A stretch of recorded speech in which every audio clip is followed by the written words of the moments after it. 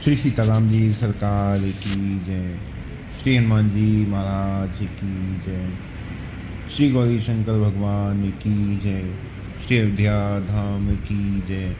श्री सरयू महारानी जी की जय। सब संतन की जय, सब भक्तन की जय। जय जय श्री सीताराम। अगर मैं आप सभी से एक प्रश्न कहूं, कोई ऐसा जटिल प्रश्न नहीं है, साधारण सी बात है।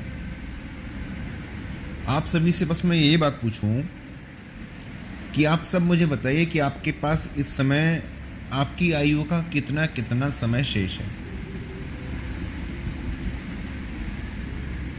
ऐसा कोई कठिन तो प्रश्न है नहीं। खाली बैठे हैं, कोई काम नहीं है, तो कुछ सोच के ही तो खाली बैठे होंगे, या कुछ काम कर रहे हैं भजन को छोड़कर, भजन से अधिक महत्वपूर्ण मानकर, तो कुछ सोच के ही कर रहे होंगे। तो बस यही प्रश्न है कि ये बस आप लोग बताइए कि किसके पास कितना समय है। और जहाँ तक मैं समझता हूँ तो आप सबका उत्तर तो यही होगा कि पता नहीं कितना समय है, पता नहीं कितना समय है, कब ये शरीर पूरा हो जाए नहीं पता। तो फिर भाई हम क्या सोच के खाली बैठे हुए हैं, और क्या सोचकर हमने अपने जीवन का इतना समय व्यर्थ कर दिया।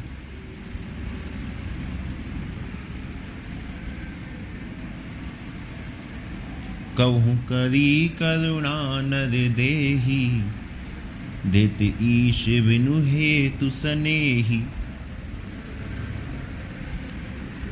न जाने कितने युगों से पुण्यपि जननम पुण्यपि मरणम जन्म ले रहे थे, मर रहे थे, कभी पशु योनि में, कभी पक्षियों की योनि में, कभी वृक्ष की योनि में, कभी घास फूस ये बन गए, कभी चींटी बन गए, अनेक अनेक योनि में घूम रहे थे। लेकिन फिर कब हूँ करी करुणा नर देही। फिर एक दिन भगवान की दृष्टि पड़ी, उन्हें बड़ी करुणा हुई कि इसे एक अवसर देना चाहिए। वो अवसर भगवान ने हमें दिया, ये मानव शरीर प्रदान करके। साधन धाम मोक्ष कल द्वारा, पाई न जही पर लोक सवारा। ये जीवन, ये समय बड़ा ही दुर्लभ है। तो मन पछते हैं अवसर बीते। तो मन पछते हैं अवसर बीते। ये अवसर है ना, ये समय है, ये मानव जीवन है। यदि ये निकल जाएगा ना, जो भी जीवन हमारे पास शेष है, जो भी समय हमारे पास शेष है, यदि ये निकल जाएगा तो मन पछते हैं अवसर बीते। तो फिर पछताने के अतिरिक्त तो और कुछ भी शेष नहीं बचेगा। गोस्वामी जी बने पत्रिका में लिखते हैं, दुर्लभ देह पाई हरि पद भजू, कर्म वचन अरुहिते, सहस बाहु दस बदन आदि नृप, बचे न काल बलीते। ये जब दुर्लभ देह मिल गया है, मानव शरीर मिल गया है, तो शरीर को पाकर कैसे कर्म वचन अरुहिते, मन से, वचन से, कर्म से भगवान के चरणों का भजन करो। क्योंकि समय सहस बाहु दस बदन आदि नृप, बचे न काल बलीते। सहस्त्रबाहु रावण ये कैसे महाप्रतापी थे। ऐसे महाप्रतापी भी उस बलवान काल से बचे नहीं। काल के हाथों सबको नष्ट होना पड़ा। तो फिर हम और आप तो किस गिनती में हैं? एक राजा था, उसका बड़ा ही सुंदर बगीचा था और उसमें बढ़िया बढ़िया पदार्थ थे।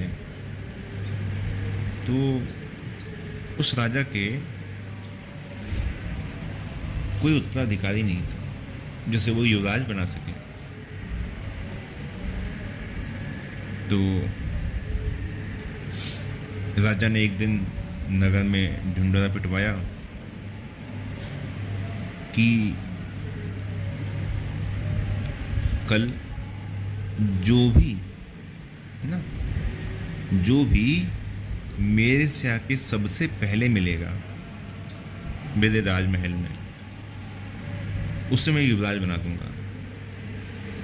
कल जो भी मुझसे आके मिलेगा उसे मैं युवराज का पद दूंगा। राजा की आज्ञा हो गई। सब लोग बड़े प्रसन्न। सबने सोचा कि हम सबसे पहले पहुंच जाएंगे और बस युवराज हो जाएंगे, राजगद्दी मिल जाएगी। राजा ने रात भर तैयारी करवाई, है ना। अनेक प्रकार के विषय भोग जितने कहे गए हैं उतने विषय भोग सब राज परिसर में सब स्थान स्थान पर रखे गए। सुंदर सुंदर स्त्रियां, रत्न, हीरे, पन्ने, माणिक, नाना प्रकार के फल, मेवे, मिठाइयाँ, जितने विषय भोग कहे गए हैं, है ना, अलग अलग पुष्प, सबकी बढ़िया सुगंध, इंद्रियों के विषय भोग, सब कुछ, है ना। अब सुबह सुबह एक एक करके सबने चलना प्रारंभ किया, है ना। राजा ने कहा कि वे अपने घर से निकलकर मेरे पास आने के लिए सबको 2-2 घंटे का समय दिया जाएगा।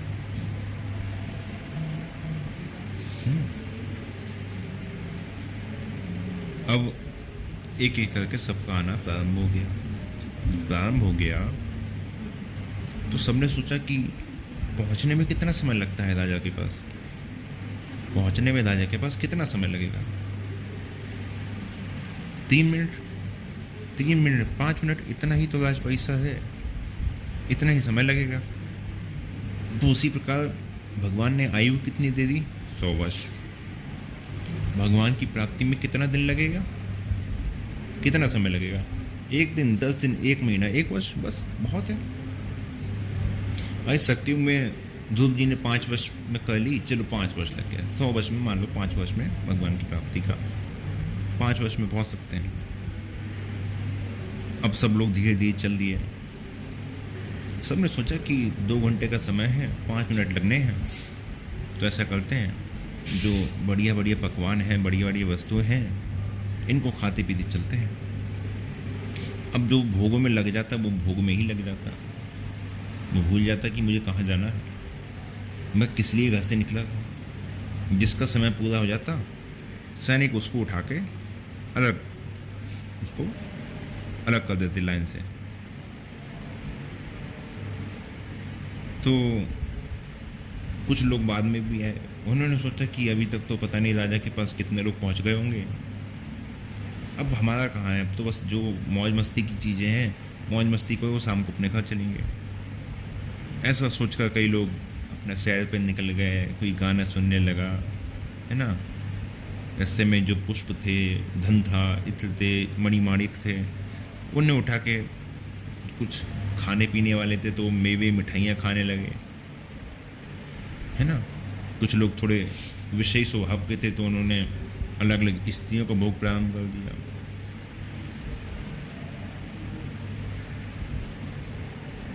और कुछ लोग जो सामान बांध के ले जाना चाहते थे उन्होंने सोचा कि इकट्ठा कर लें, लेकिन भोगना तो यही है ना, इकट्ठा करके ले नहीं जा सकते।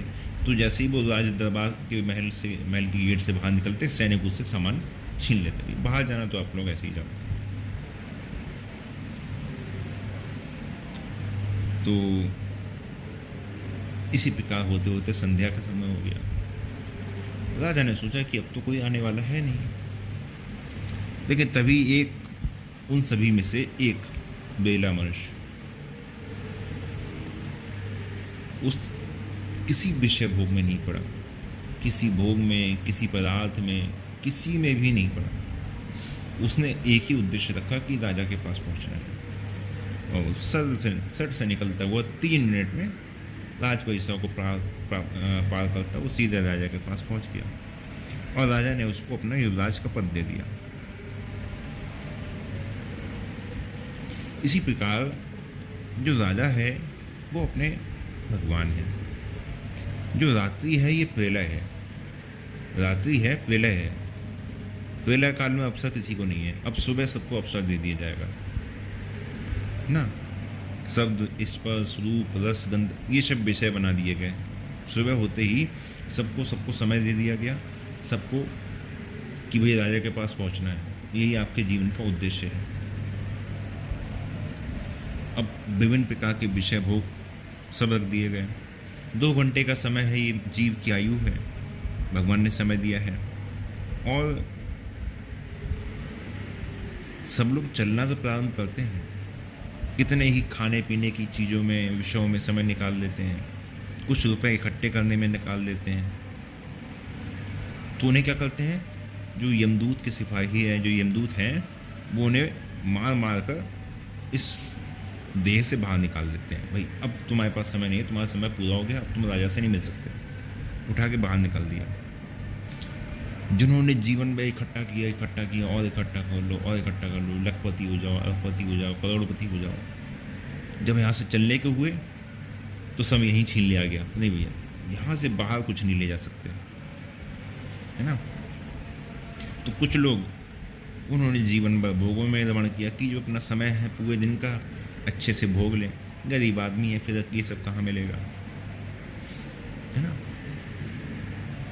और उसमें भी एक जो बिगला निकला, जिसने किसी विषय भोगों की ओर ध्यान नहीं दिया, सीधे भगवान की ओर चला, कहीं अपना दिल, कहीं अपने मन को भटकने नहीं दिया, वो थोड़े ही समय में भगवान को प्राप्त कर लिया, थोड़े ही समय में भगवान को प्राप्त कर लिया। तो विचार करें कि भाई मानव शरीर किस लिए मिला है। जिस लिए मिला है उसको उसी काम में लगाना चाहिए। यही तन कर फल विषय न भाई, स्वर्ग स्वल्प अंत दुखदाई, न तन पाय विषय मन देही, पलटी सुधा ते सठ विषय लेही। विषय भोग के लिए शरीर नहीं मिला। जिस तरह राजा ने जो समय दिया था 2 घंटे का, वो विषय भोग के लिए नहीं दिया था। राजा ने समय किस लिए दिया था कि भाई आओ मुझसे मिल लो और युवराज के पद की प्राप्ति करो। उसी तरह ये शरीर विषय भोग के लिए नहीं दिया हुआ है। स्वर्ग स्वल्प अंत दुखदायी।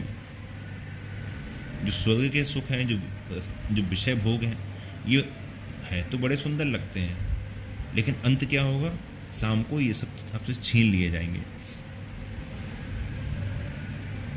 सब कुछ आपसे छीन लिया जाएगा। कुछ भी आपके पास रहने वाला नहीं है।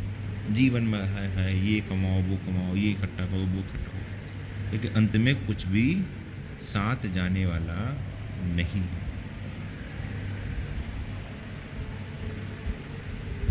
अंत में कुछ भी साथ जाने वाला नहीं। देखिए, यदि इस समय एक संसार में जितने जीव हैं, जितने मतलब मनुष्य हैं, यदि उनकी संख्या पे विचार किया जाए, संसार में जितने मनुष्य हैं उनकी संख्या पे विचार किया जाए, और फिर 84 लाख योनि पे विचार किया जाए, तो अगर गिना जाए तो यही लगभग संख्या निकलेगी कि लगभग 800,000 बार कुत्ता होना पड़ेगा, 1000 बार गधा होना पड़ेगा, है ना। क्योंकि भाई जितने जीव हैं, सीटें तो उतनी खाली है, कोई खाली करेगा तो तुम्हें शरीर मिलेगा नष्ट होने के बाद, है ना। इस तरह संसार में 84 लाख योनियाँ हैं, असंख्य जीव हैं। तो सबकी आयु यदि एक मान ली जाए अनुमानित, तो जाने कितने करोड़ों वर्ष, कितने युग बीत जाए। ये जो वृक्ष दिखते हैं, कीट पतंग दिखते हैं, ये भी कभी हम और आप ही तो थे। ये भी कभी मनुष्य रहे थे, ये भी कभी मनुष्य रहे थे। इन्होंने भी मानव जीवन को हमारी तरह नष्ट किया, लेकिन अब ये फिर मनुष्य बनने की ओर देख रहे हैं। अब अवसर मिल जाए तो छोड़ेंगे नहीं। अब यदि अवसर मिल जाए तो उसका लाभ जरूर उठाएंगे। फिरत सदा माया कर प्रेरा, काले कर्म स्वभाव गुण घेरा। बस कैसे? फिरत सदा माया कर प्रेरा, सतोगुणी रजोगुणी तमोगुणी, है ना। कर्म में पाप और पुण्य, संस्कार, सतयुग त्रेता द्वापर कलयुग, इन सब के वशीभूत होकर जीव क्या है? बस फिरत सदा माया का प्यार, माया से ही प्रेरित होकर बस घूम रहा है। और उसमें कब हूँ करी करुणा न लेही, देत ईश बिनु हेतु सनेही। उसमें भी भगवान ने कितनी कृपा करी है कि एक अवसर दे दिया, हाँ? एक अवसर दे दिया। और इस अवसर को यदि अब हम लोग भुला देंगे तो मन पछताई है, अवसर भी दिया। तो पछताने के अतिरिक्त कहीं भी कुछ हाथ आने वाला नहीं है। जिससे राजा की प्रजा ने ना बस भोग लें, राजा के पास पहुंचने में कितना समय लग रहा है, पहले भोग लें तब ठीक है। यही हम लोग हैं। अरे भजन है ठीक है फिर कर लेंगे, भजन है फिर कर लेंगे, अभी जो विषय सामने आ रहा है पहले उसको भोग लें। भजन है फिर कर लेंगे, कोई विषय सामने आ रहा है भोग लें। अरे टीवी पे कोई सीरियल आ रहा है, लोग देख लें, है ना। कोई सीरियल आ रहा है देख लें, कहीं कोई बढ़िया डांस प्रोग्राम हो रहा है लोग देख लें, है? ये क्या है? जो भजन का समय है उसको टाल देना कि चलो अभी नहीं फिर कर लेंगे, अभी नहीं फिर कर लेंगे।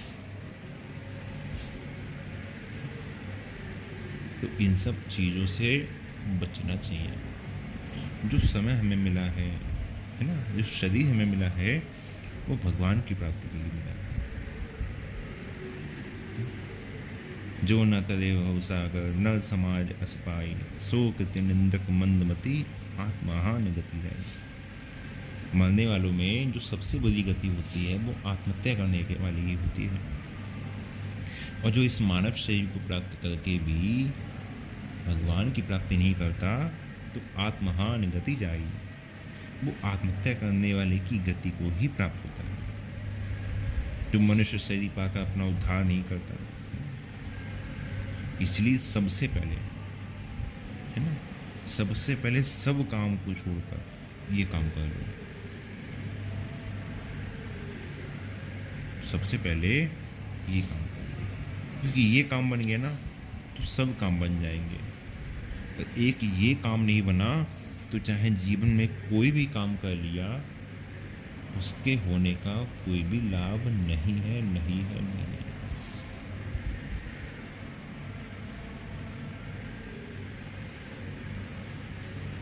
यदि ये समय बीत गया ना तो फिर आप और हम भी वही कहेंगे कि भाई मन पछते हैं अवसर बीते। अब पछताने से कोई लाभ नहीं है। जो अवसर मिला था, जो शरीर मिला था वो बीत गया, वो नष्ट हो चुका।